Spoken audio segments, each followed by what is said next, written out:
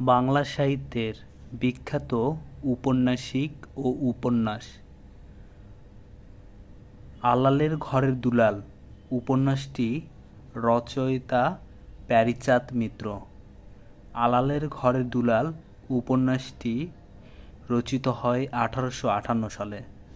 বঙ্কিমচন্দ্র চট্টোপাধ্যায়ের উপন্যাস কপালকুণ্ডলা 1866, বিষবৃক্ষ 1873, কৃষ্ণকান্তের উইল 1878, আনন্দমঠ 1882।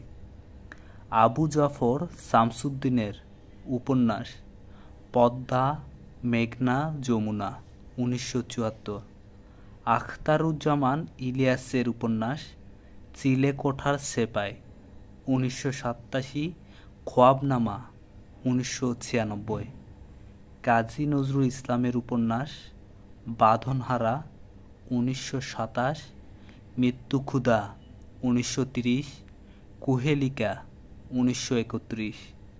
নজিবুর রহমানের উপন্যাস আনোয়ারা 1914।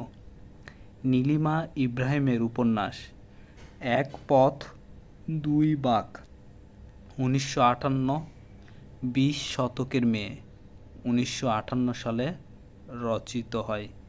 মানিক বন্দ্যোপাধ্যায়ের উপন্যাস জননী 1935, দিবারাত্রির কাব্য 1935, পদ্মা নদীর মাঝি 1936, পুতুল নাচের ইতিকথা 1936 সালে রচিত হয়। রবীন্দ্রনাথ ঠাকুরের উল্লেখযোগ্য উপন্যাস চোখের বালি 1903, গোরা 1910, ঘরে বাইরে 1916, চতুরঙ্গ 1916, চার অধ্যায় 1934, শেষের কবিতা 1929 সালে রবীন্দ্রনাথ ঠাকুর রচনা করেন।